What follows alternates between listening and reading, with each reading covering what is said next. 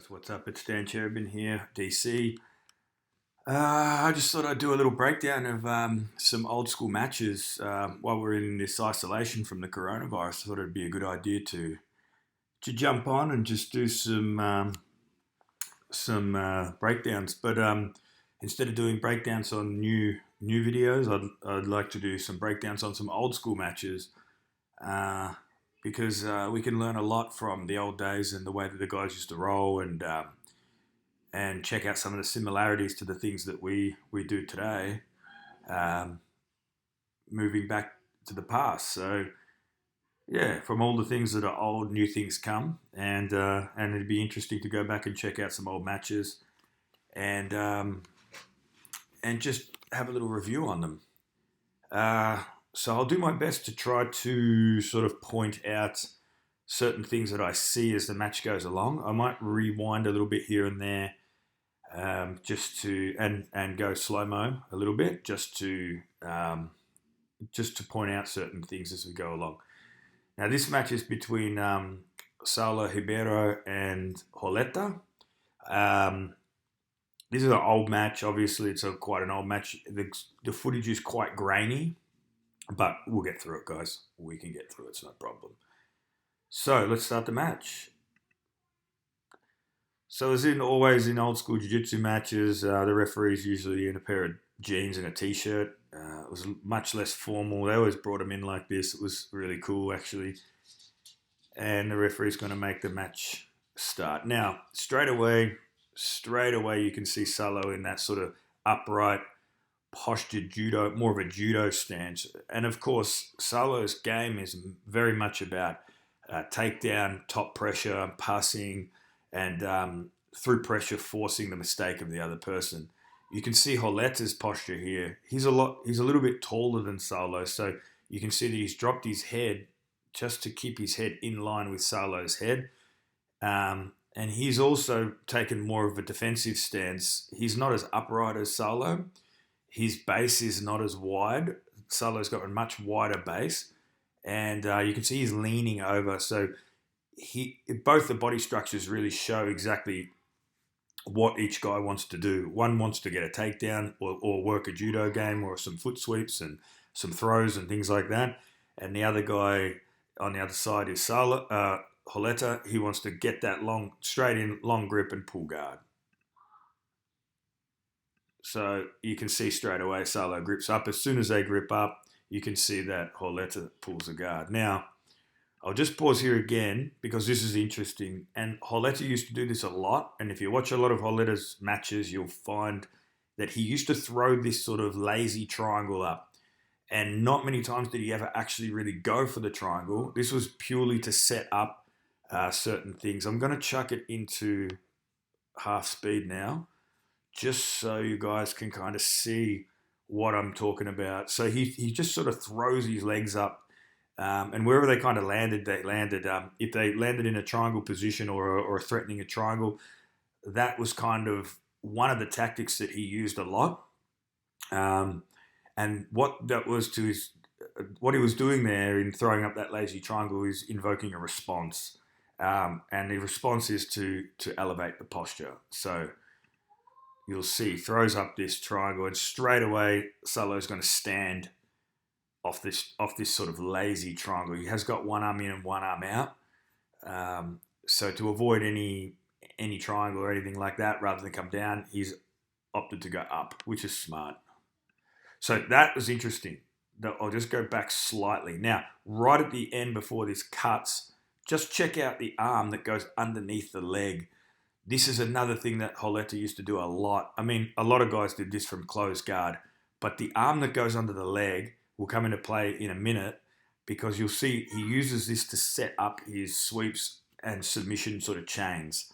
A lot of his game came from this arm going under the leg. So if we go again, you'll see it here. Just quickly, boom, that arm that goes under the leg. Now, look where he's reaching for. He's got a cross grip. Saulo's got the cross grip too. This is actually an interesting little frame here. Roleta's been pulled up off the ground, so he's using his legs, locked his legs around to pull him to allow Saulo to posture, and he's allowing Saulo to take his weight but he's also allowing himself to be lifted up. He's trying to gain control of the sleeve, so he wants to pass his hand that's on the sleeve to the hand that's under the leg. Saulo's got the grip on the hip, which is actually pushing downwards, and that's making it sort of a bit of a test of speed here. So who's going to get the grip on the sleeve? Is Roleta going to get the grip on the sleeve, or is Saulo going to be able to push his hips down and sort of shake him down, making it sort of harder to get that grip on the sleeve? This grip's interesting too. This grip is going to come into play almost for the whole match. And it's kind of a 50-50 grip. No one's dominating yet. So no one's dominating on top. It's a side grip. So, this could go either way for both guys. This grip over here from Saulo is an interesting grip. It's probably going to come into play a little bit more. But this one over here under the leg and passing it through, this is all about a setup, guys. So let's continue. So he's kind of realizing that it's going to be hard to get that grip. Now, Saulo does the right thing here by dropping down, opening the legs, and then putting pressure on the side that Roleta wanted to go underneath and grab the sleeve. He's also passed his arm further across on the cross grip. And he can do that relatively safely because he's controlling the outside hip over this side. And he's also using his knee to put pressure on Roleta's inner thigh, which is pushing his knee open, which means that any sort of attack to the other side, or any attack really that Roleta wants to get on like an arm drag or sort of like an arm across or anything like that, it's going to be pretty negated by this knee pressure.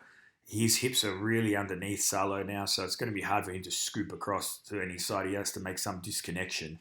And I believe in the match, that's what Saulo is waiting for. He's waiting for this disconnection of body to make his move to pass. So just applying the pressure, waiting patiently, waiting for Roleta to try to push away or disconnect his hips away, and then that's going to open up the space for him to pass.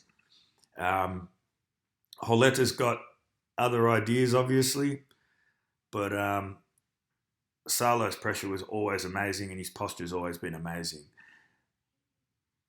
So here we have a sort of like a pretty classic look at a jiu-jitsu passing and jiu-jitsu guard situation. One guy's sort of using his legs. It almost looks like he's abandoned that underhook now. He's got that overhook now, almost like he's trying to play like a De La Riva. It's getting stuffed a fair bit by body positioning. Look at this, from the toe all the way to the top shoulder. This is just all straight. This is all base right here and posture. So very good positioning from Saulo to sort of shut down his game. Look at the feet. Both feet at the moment are pushing really nothing. So what's really keeping him in the game is, Roleta in the game, is his hips, his up and down movement of his hips, and also this inside thigh. He's almost playing his guard with his inside thighs here. So it's a kind of an unusual position, but he used to love this. This is all about generating this space inside here. So the distance between the heads is what they're looking for. This space right here is what Roleta is looking to do. That's why he's pushing his hips into him and pushing his inner thighs into him. He's trying to create this hinge-like movement. And you'll see this in a second. I think he's actually grabbing the belt there. So he's using the belt there as a way to tie him up. Roleta was really, he is. He's grabbing the belt. So Roleta was really advanced in the way that he used the gi and the way that he thought about his guard. This is why he was an inspiration to me when I was growing up doing jiu-jitsu. The thinking behind using the belt, using the lapels, inverting, things like that was just masterful. But he's up against a guy who's very, very strong at passing, very good pressure passing game. So, interesting matchup. Now, what you're going to see here, guys, is interesting. This grip underneath, okay? Then the grip on the sleeve. If you've noticed what he's done, he's pushed against Saulo here, and he's turned his hips to the outside. So he's effectively changed the angle. Before they were face to face. Now, Roleta has the ability to see his back, okay? And that's a big part of this sort of sequence that he's trying to set up. he's trying to get this arm as long as possible. If he gets this cross grip arm as long as possible, he can then start to threaten the omoplata, but he can also threaten back takes and sweeps. You'll notice here he's pulling that arm across. He's starting to generate some pressure through the shoulders and a hinging off his outside thigh here, or calf. And this is starting to elevate his hip, which is in turn going to start to work on this arm and this elbow. Now, Saulo's negating this outside leg by holding onto it and controlling it. So that's going to be a problem too. Okay, so classic Roleta positioning. Either inside or outside overhook on the leg and two legs on the same side. This was really classic Roleta position.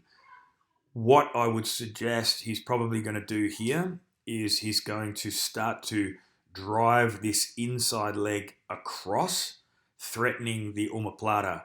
What will happen is Saulo will feel the pressure on the armpit or across the back of the tricep, and his head will have to turn around. There we go. His head's got to turn around to negate it. So we'll go back. So this leg here and this arm now is lengthening this arm to get pressure. Saulo is completely in the opposite direction now. He has to turn to take the pressure off this elbow, otherwise he's going to get omoplated. And you'll see here, look, two legs, he starts to turn. He's controlling the hip well too. But it's a lot of weight to pull. Now, there's the omoplata attempt. Not really an attempt though. That's going to open up space for an underhook on this leg. And I reckon right there is where he's got the underhook on the leg. Although Saulo grappling on the gi between the knee and the hip, closer to the hip, he's starting to control the hip. Look at the leverage that he's created now. So almost completely off the ground, just the head touching the ground. When those knees start going over to the ground like a backwards roll, that's going to create a tremendous amount of weight going down. That was a classic Roleta sweep back in the day too. I think Saulo will be onto that though. So there, right there, you can see he got the twist. He was looking for that outside underhook, all right, on the leg. He needs that to complete the sweep. Right now, his knees want to go over to the ground and do a backwards roll so he can pull this leg straight and drop Saulo's butt to the ground. Saulo's lifting his butt up, and that's going to slow the momentum of the movement, which you just saw there. So now they're back to the guard. And again, this sort of lazy sort of triangle position, not really a triangle.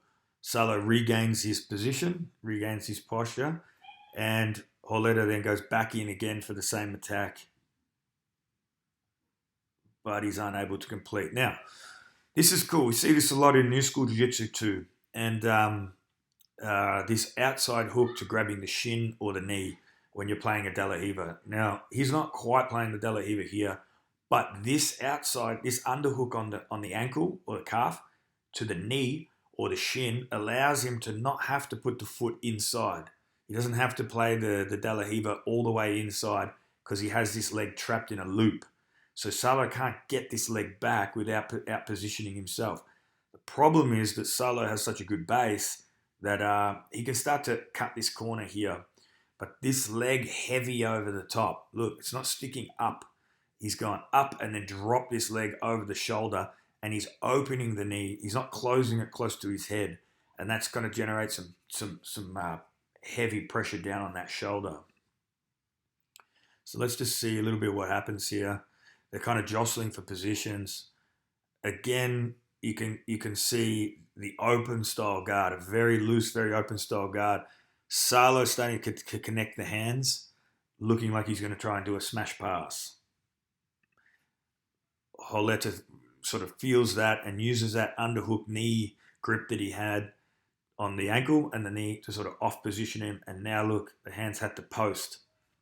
All right, so that's important. He's using little movements like that, little rocking movements to make the person post and have to stop gripping you is all part of it, guys. It's not always about these big movements. Saulo's kind of looking for that inside grip again. And why not go to the sleeve? This is a good tactic. If the guy's holding high on your collar, you don't have to go to their collar. You can go to their sleeve and maintain the control through the shoulder and the leg, especially that leg being so high up. So smart move there, rather than feeding underneath and going to the collar. Just go to the sleeve. It's right there. You can gain the control of the leg and the sleeve on the same side, which could help you to start to pass. The problem is this over here. The body positioning is completely changed. The only problem with this right now is that by grabbing the sleeve and not the inside lapel, is that he's allowed Roleta's hips to be free. And with a good guard player, that can be detrimental to the pass. This sort of open De La Riva sort of position, he's never going to get that De La Riva hook in there. But look, this shield is made with his thigh, and the underhook he's made has just locked this leg in. He's got a low underhook and a high knee shield, like a high leg shield sort of position working here. I'm just going to create leverage. And again, look at the torque through the body, off the top of that shoulder, torquing right up through, opening up the head in between the shoulder and the head where he's creating the leverage for the hips to drive. I would suggest he's probably going to bring this leg over again and go for that same sweep attack that he was looking for. Well, Saulo's ducked it, and he's going to try to go around the back. Problem is his leg's going to be stuck. So it's sort of like it's a hard task here. And we see the recovery of the position. So Roleta sees the danger, rolls back to the shoulder, and continues to play inverted guard. Now Saulo is having to post on the ground just for a second until he regains. And look at that. That's the old school referees right there. Staunch as. Little bit of jostling now. They're pretty much back in the same position again as they were where they started. Saulo keeping that low, strong, good posture. Look at the frames that he's making with his leg against his knee and elbow. He's not too high. He's got this straight back, which is really good. His butt's kind of low, opening the knee. Now, this is cool. This is something you see Roger Gracie do a lot, and probably makes sense seeing that Roleta and Roger trained in the same club together in Brazil. But anyone who plays close guard, you'll notice that they'll do this a lot, especially when people put up the combat stance like this. And you're going to see, I'll go back just slightly, you're going to see a little bit of this knee get opened up. So the hip is going to open up. So at the moment, Saulo has this really good toe pressure and hip, and this angle of the knee driving forward on this kind of angle here. What you'll see is that Roleta will use the inside of his thigh and his hand to start to pull this arm across and wedge his leg between. But when he wedges his leg between the inside of the tricep and the thigh, he'll actually push his leg a little bit, and that'll open this knee, which will open the hip, and you'll see the angle of this leg change. And when the angle of that frame changes, it'll get weaker. So you watch. So he goes up with the arm, he grabs behind the tricep, and then you'll see this leg start to come back in. And look at the angle of this leg now. It's completely changed. And if you sit in this position with one leg up and one leg out like this, you're going to notice that it's a lot less strong than this. This is a much stronger frame compared to this. You can see the butt has completely dropped to the floor now. Okay, so this is going to make him much weaker in this position. And you'll see this leg of Roleta used to push this leg open. It's not to try to sweep or to try to gain any real advantage. Well, it is to gain an advantage, but it's not to try to sweep or try to get on top. It's simply just to make him weaker, Saulo's base weaker, so that he can pull this arm across. He'll start wedging that leg in. Look, you see he's sort of using his body here to wedge this leg in. He's actually gone the overhook, which I wasn't expecting him to do. But you see Roger Gracie do that a lot. He's trying to work that arm across. Saulo's keeping it in. Right now, Saulo's gone to, I believe he's gone to two knees now. And then Saulo has opted to go into close guard. So he's done the job that Roleta wanted him to do. He was looking for the closed guard, and Saulo's opted to go into the closed guard. little bit of jostling for position, but you'll notice here that Roleta already has the grips on the sleeves, and Saulo's looking at his legs, positioning himself for a stand. Now, closed guard players will know this, and if you play a lot of closed guard, which I recommend you do, you're trying to lull your partner into your timing. You have the ability to do that because your legs are locked. So the next step has to be for the person on top to try to open the legs. So the onus really becomes on the person on top to open the legs up, right? So the person on the bottom can relax the hips, relax the grips, and just sort of play a little game inside here with gripping, and lull them into their timing, and lull them into their rhythm of the match, which you can see sort of Roleta doing now. That's why his head's so far back on the ground. He's not like sitting up in a sit-up position. He's relaxing. You know, there's a little bit of sort of moving around, but not much. He's sort of gripping, you know, like, okay, relax again. Let Saulo do the work here, you know, just to get the right timing. One leg's gone up, toes on the ground. All the next step is for him to stand. Now, when he stands, that's the perfect time to do the sweep. So he's positioned this leg on the outside. Okay, that leg on the outside. So that was tucked in just a few frames before. See, it's tucked in. He elevates the butt, steps out. That's a perfect sign for someone's going to stand. Okay, you're always standing on that angle. You don't stand straight up. You twist your body slightly as stand because you can drive through the back leg like a sprinter would. And that's going to allow you to stand much easier. You're giving you the space to stand up in. He's gone back down. But he's already shown his card. He has to stand, and he's shown that he wants to stand. So all it is for Roleta to do is wait and hit the right timing. That's the thing, guys. Jiu-Jitsu is a lot about timing and mind games, right? Playing a mind game. So while it looks like there's not much going on here, there is a lot going on between the guys here. So he goes up again. Now, I'll just frame it here because this is a classic jiu-jitsu position, closed guard versus passer. Saulo's always going to have a good, strong posture, all right? He's very, very good at passing. He's a very, very strong guard passer, very strong pressure passer. So his postures are going to be on point. The only thing that's going to be vulnerable for him is when he has to take these toes off the ground and put his foot on the ground. And in between that stand is where you're vulnerable when you stand. Okay. So a little bit of jostling here, not much going on. Roleta here will be thinking about basically just waiting for this leg to come off the ground and start to attack in between the step. And boom. So you see, that's it right there. You see when Saulo starts to stand, as his foot comes off the ground, Roleta starts to drive his legs upwards and over his head.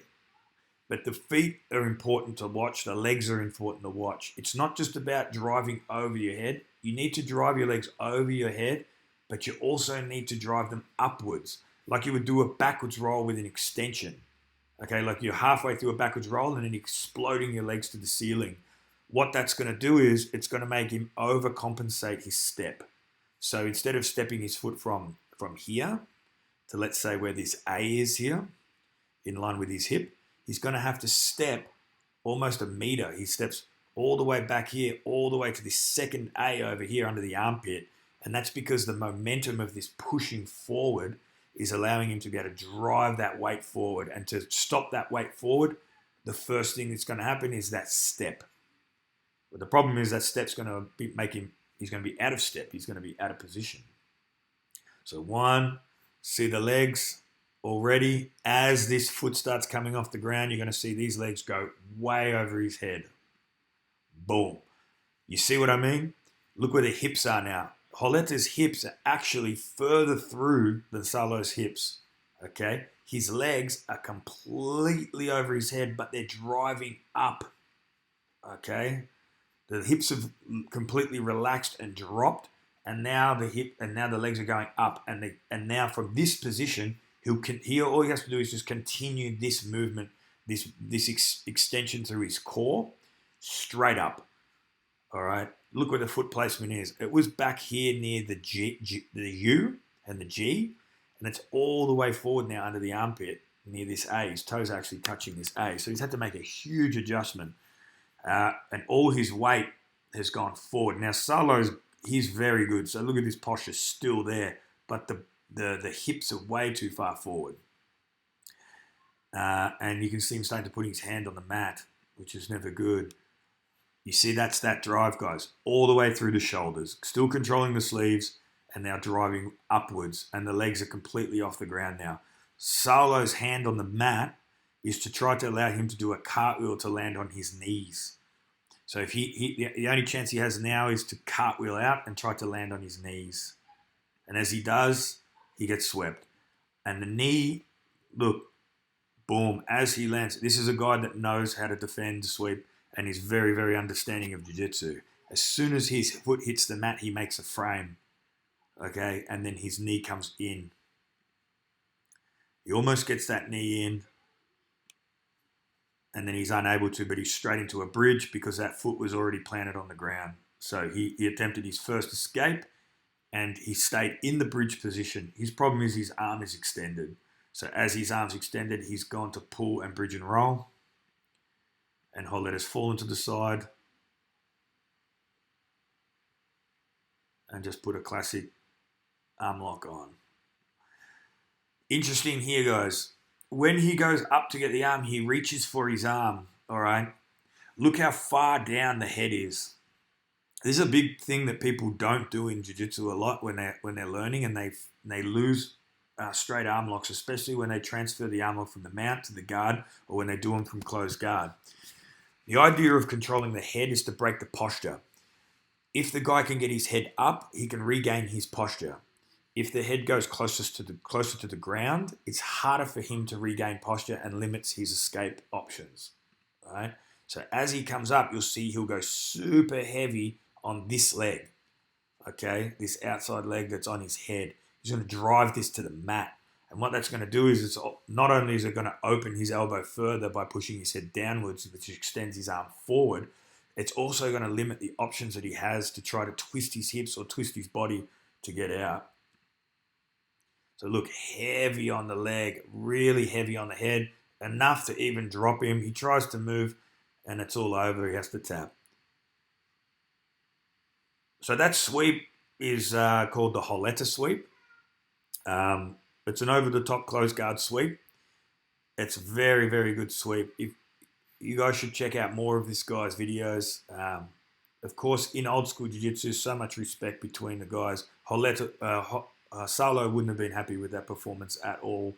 I'm sure he would have learnt a lot about that performance. Like, he would have learnt a lot about his guard, about his passing, and gone back and worked on a lot. You can also see the big difference in size here. Roleta was a very long, very strong guy, and Saulo in this point of his career, a little bit younger than Roleta too, I would say, and also a lot lighter. So that could be a factor. The leg length of Roleta was a big factor in his game. So guys, that's a breakdown. I hope you enjoyed it. I tried to sort of get in as much as what I could see there. Yeah, the beauty of jiu-jitsu, guys. Roleta was a master of leverage, and it's well worth checking out more of his videos. I'll do some more. He also created a lot of the inverted guard game that you see a lot of guys playing today. So check him out, guys. He's a fantastic jiu-jitsu guy. This Roleta was a massive inspiration to my jiu-jitsu. So, guys, I'll do a couple more of these old school. I love watching old school jiu-jitsu from the golden era, and I'll do a couple more of these, and I'll post them up. So, hope you enjoyed it, guys, and yeah, see you soon.